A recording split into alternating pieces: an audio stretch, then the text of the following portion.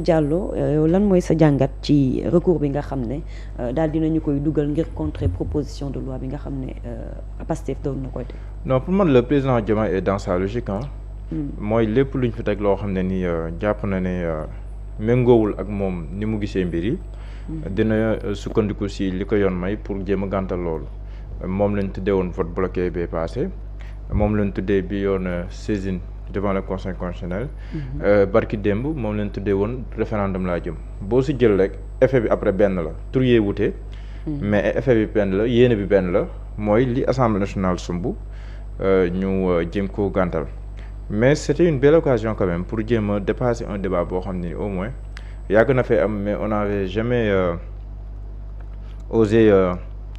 pointer du doigt le problème comme ni nga koy defee nii comme loolu amoon na ça nous aurait aidé à avancer parce que même boo xoolee ñii di jàppale président de la République sax par exemple le député Djibi Ciss bi muy wax keroog dafa ne fii assemblée nationale am na benn 1 milliard bu fi nekk te kenn contrôle kenn xamul luñ si def. léegi nag c'était une belle occasion de justement bu ñuy leeral si wàllum crédits sociaux yi ak li ñu mën a tuddee li nga ko mën a méngale yëpp mais bu ñuy leeral ñu leeralaal yooyu yëpp donc moom sax il aurait pu atteindre son objectif à travers lu mel nii mais président dans les faits li mu wane mooy bëggul ko xalaat te. su may def sax une analyse beaucoup plus globale parce que lii nii am yëpp man du ma bett suba bu conseil constitutionnel ne woon que le président de la République a raison man du ma bett contraire bi kay moo ma doon bett quoi donc pour dire que aussi man la finalité moom jàpp naa ne fi muy mujj boo moytul moom mooy ils vont donner raison au président de la République sauf voilà grosse surprise wala retournement de situation man loolu laa gëm quoi c'est mon intime conviction en attendant nag man xaw ma conseil la lay dogal bu dogalee le contraire aussi c'est possible parce que imprévisibilité des décisions de justice moom dafa bokk ci li justice baaxoo mais fort probablement daal man li ma jàpp li ma sama xalaat jox mooy dinañ jox raison au président de la République te boo xoolee man ni may jàngat entre le président de la République et le parlement wala la majorité Pastef dafa am ñaar étapes yu am la première étape le président dafa nekkoon ci benn étape boo xam ne nii fiet yàqaluñu ma du ma leen yàqal entre guillemets politiquement parce que boo xoolee modifié nañ fii le code électoral L29 L30 opposition bi doon xaar ci président de la République mu def recours il n'en a pas fait donc loolu opposition bi sax comprendre woon loolu ñu bëri jàpp nañ ñaan ñi kat wax dëgg yàlla réeréwu nu baara yëgoo dafa am ak yooyu la deuxième chose mooy bi le président Ousmane Sonko di dugg assemblée nationale yi tamit ba nekk sax président de l'assemblée nationale foofu tamit opposition bi ñu doon xaar l'intervention du président de la République par une saisine notamment du conseil constitutionnel te loolu tam mujjul am après c'est le porte-parole de la présidence de la République maître Abdoulaye Tine qui est sorti pour dire qu'il n'y a pas de recours donc pour dire que man ma ko jàngatee ba foofu damay jàpp ne le président dafa nekkoon ci optique fiat yàqalu ñu ma duma leen yàqal politiquement entre guillemets mais dès lors que tàmbalee laal loo xam ne ni président bëggul ko xalaal te loolu la lu ko guddal lu ko gàttal président bëggul ko xalaal bëggul ñu laal fonds politique yi bëggul wàllum déclaration de patrimoine bi donte na nee na si ñëpp d'accord na si naka ñëpp def ba nangul ko mu ne référendum laa jëm man ni ma koy jàngate rek mooy d'accord si man ba pare lii gën a firnde la mooy ñi koy jàppale assemblée nationale sax ñoom nee ne président lañuy jàppale président bañu ko waaye ñoom duñ ko voté donc loolu leeral na ko mais pour dire que bi ñu laalee ñaari mbir yoo xam ne nii daf ko concerné moom directement parce que boo xoolee proposition de loi bi weesu bi Pastef defoon te conseil constitutionnel gàntal ko à travers le vote bloqué ak yooyu daanaka ce sont les mêmes points ah gars yi da nga koo génnewaat rek tas ko génnee si yenn points yi rek indiwaat ko donc da nga ko indiwaat te li président bañoon fee moom lay bañ fii kon buggul ñu laal mbir yi léegi nag bi ñu tàmmalee laal lu mu buggul ñu laal ko si la tàmbalee aussi moom tamit jël li ko yoon may à travers la constitution di saisir le conseil constitutionnel di invoquer ay référendum ak yooyu pour gàntal constitution pour gàntal initiative parlementaire yi nga xam te ni moom la Pastef di def man après je me dis mais lii sax est-ce que dàqul dissolution est-ce que gënul sax arranger président que la dissolution elle est risquée comme ni ma ko waxee démb la dissolution elle est risquée tu n'es pas sûr d'avoir une majorité simple encore moins absolue il y a beaucoup de paramètres yoo xam ne ni pareego mais bu nekkee ni lii assemblée nationale mënut a voter la neexul. mais lii nii bu nekkee ni assemblée nationale mënut a voter la neexul benn. ñaareel ba yow say projet de loi mi ngi jàll nice foofu nag la région des Bras ci piège bi si nekk. xam nga bu nekkee waa Pastef dañoo ne assemblée nationale projet de loi bu ñëw. buñ koy rejeté itam dinañ jox ay raisons yu valable buñ ko rejeté buñ ko indiwaatee buñ régler tous les problèmes ñu voté ko comme démb li xew à travers le code du travail tous les projets de loi li ñu ratifié yëpp ñu ngi koy ratifié sans problème lu président indi bu nu gisee ne méngoo naag njëriñu askan wi ñu voté te lu assemblée indi jàpp ne lu méngoo naag njëriñu askan wi c'est seen explication ñoom président bloqué loolu à la longue gisoo même boo lire le communiqué de l'Assemblée nationale communiqué bi foofu la mooy xam nga man li ma gëm mooy fu mu toll nii ça ne se joue plus devant le conseil constitutionnel mais c'est ça se joue devant l'opinion wax ma nag conseil constitutionnel amul njëriñ si am na njëriñ lu ma respecté la mais je veux dire politiquement fu mu toll ça se joue plus devant l'opinion que devant le conseil parce que man nee naa la bu conseil ne woon suba que le président a raison du ma bett mais l'enjeu majeur moom mooy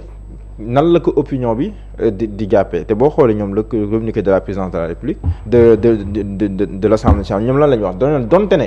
amul benn loi bu leen ne bu ñu saisiree conseil constitutionnel waroo leen wéyal seen liggéey mais danoo ne pour élégance républicaine élégance républicaine lañ wax ak dialogue des institutions ñaar yooyu ñoom lañ invoqué pour nekk ñoom dañuy gàntal en attendant conseil constitutionnel dogal loolu c'est un pour man politiquement c'est un coup politique boo xam ne nii réussir nañ ko du point de la bataille de l'opinion si ñi leen doon jiiñ que ñoom dañoo bëgg a bloquer ñi leen doon jiiñ que ñoom dañoo bëgg a semer forcer les germes d'une crise institutionnelle wala demee noonu donc bu ñu invoqué ñaari aspects yi ma la wax nii élégance républicaine ak dialogue des institutions loolu jàpp naa ne au même moment lu président indi daanaka nga votel ko demande sax nga votel ko parce que ñoom tam seen liggéey la ñuy défendre surtout de la stabilité voilà ils ont parlé aussi de la stabilité xam nga ñett yooyu c'est extrêmement important kon ñoom ils veulent loolu ñu ngi renvoyer un message à la population wala au peuple sénégalais pour lui dire que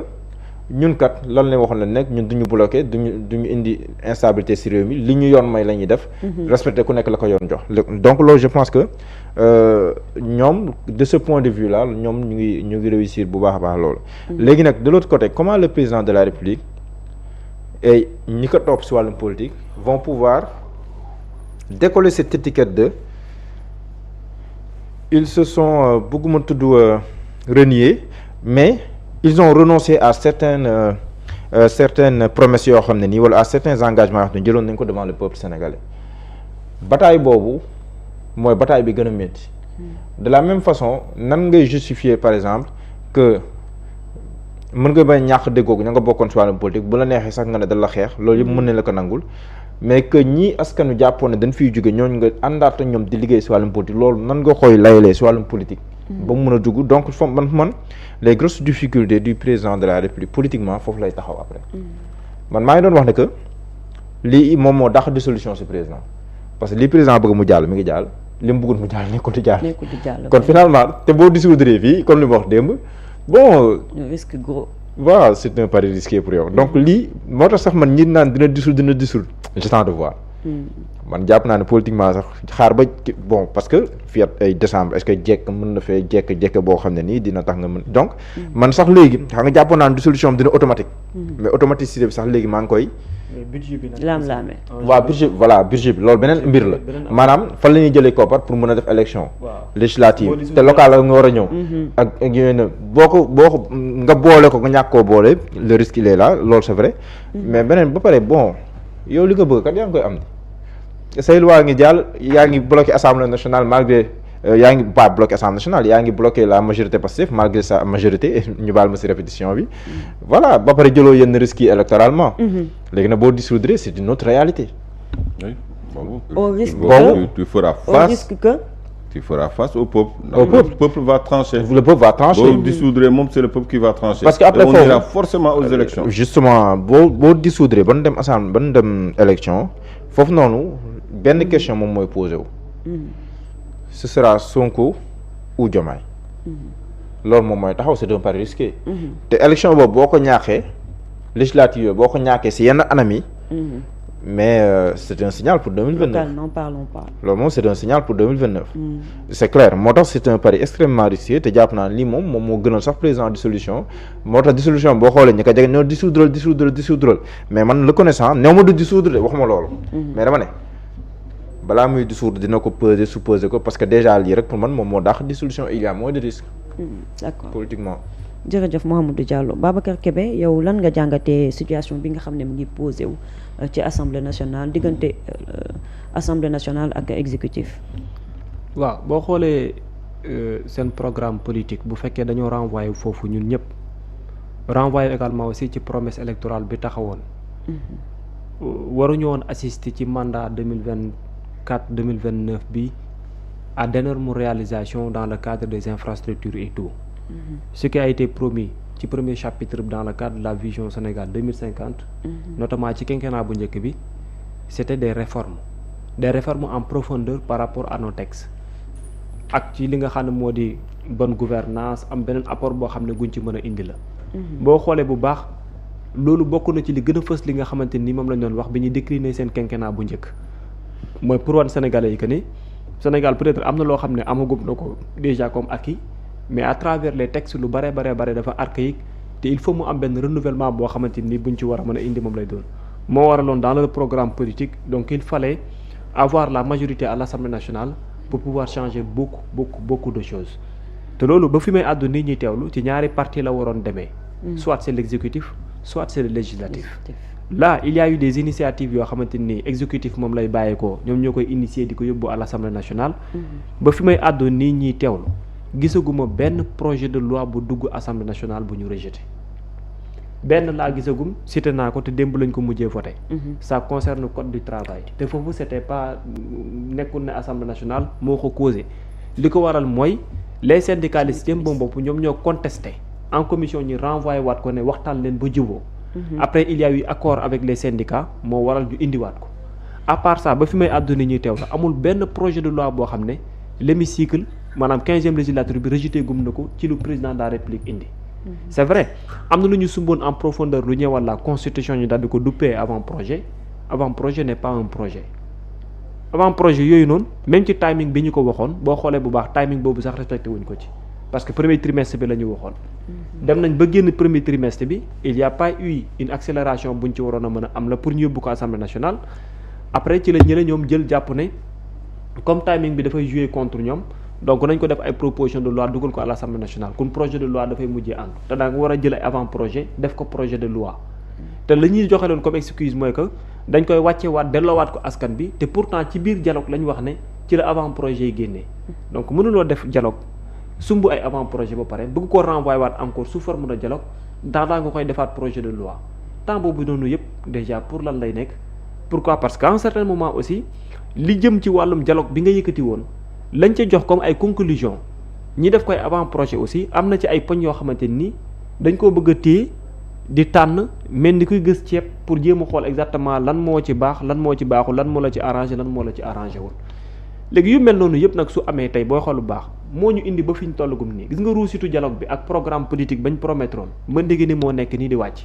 parce que li ruus ci dialogue bi encore boo ko xoolee modification code électoral bi ci la bokkoon constitution bi ci la bokkoon cour constitutionnelle bi ñuy dem Sénat CENI bi ñu nekk di wax ni sax daanaka boo ko xool yooyu yëpp presque ci la bokkoon package la boo xam ne bu ñu indi la mais avant projet yooyu tey daanaka boo koy xool bu baax déggatoo sax pour ñu wax ci loo xam ne lu ci jëm la léegi bu dee da nga def promesse électorale ne da ngay mëne ci sa premier quinquennat li la ci gën a yitteel mooy nekkul def ay ngandum infrastructure wala ay nangam ak nangam nga ne li la ci gën a yitteel ci première année bi mooy faire des réformes en profondeur pour xoolaat textes yi nga xam ne jàpp nañ dafa archaïque parce que man maa ngi fàttaleku première année bi boo xoolee bu baax la majeure partie des personnes yi am responsabilité ñu bare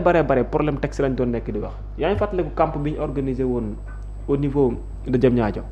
dajale woon administrateur yëpp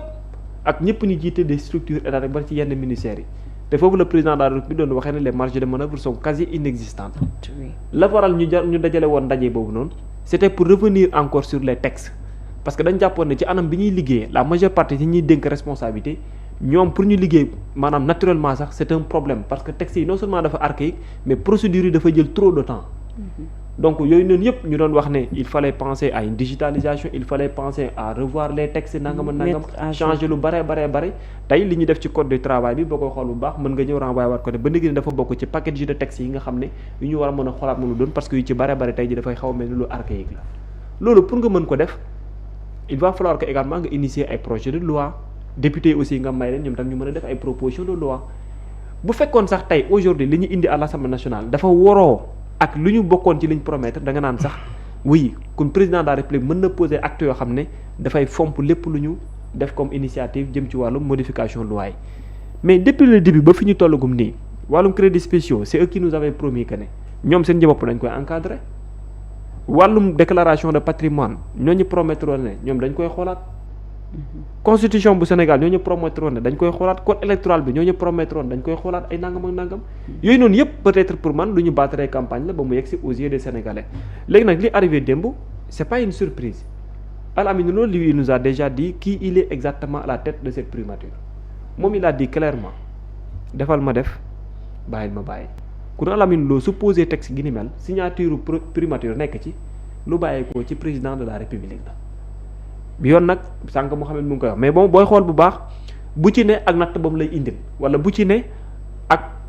maanaam fi muy jaare ji pour gàllankoor ko ça montre nettement que l'initiative de Pastef ne plaît pas au président de la République te comme nag neexu ko encore une fois à travers les textes il a les leviers yi ko mën a permettre que mu gàntal ko sans problème loolu rek war naa mën a tax lu mu gàtt imaginez-vous légitimité bi nga xamante ni moom la les élus am légitimité bi nga xam moom la maanaam député yi am ñaata nit ñoo voté Pastef pour mu mën a am groupe parlementaire bu toll ci 130 députés ñaata nit ñoo voté Thierno Alassane Sall pour mu mën a am plus fort reste c'est-à-dire légitimité boobu noonu benn député bu nekk di am war a mën a am liggéey mais benn instant dafay mel ni ne ka nga xamante ni ñoom ñoo falu ak le président de la République ci même anam bi ñu leen falee am na moom tous les possibilités à travers les textes pour mën a gàntal lépp loo xamante ni daanaka lu ñuy initier lay doon rien que ça rek pour man c'est-à-dire ça doit nous renvoyer à ce que ñu xoolaat bu baax baax suñu ay textes ñu ngi wax que ne way nekkuñu ci régime boo xamante ni régime présidentiel la ñu nekk et tout on est d'accord à travers les textes ni ñu ko lalee yépp mooy lu neexul président de la République du antu te gis nga bu weesuwul bii bu primature di poser comme acte su ko neexoon moom mu nekk ci beneen anam lay doon et dina raar loo wala dina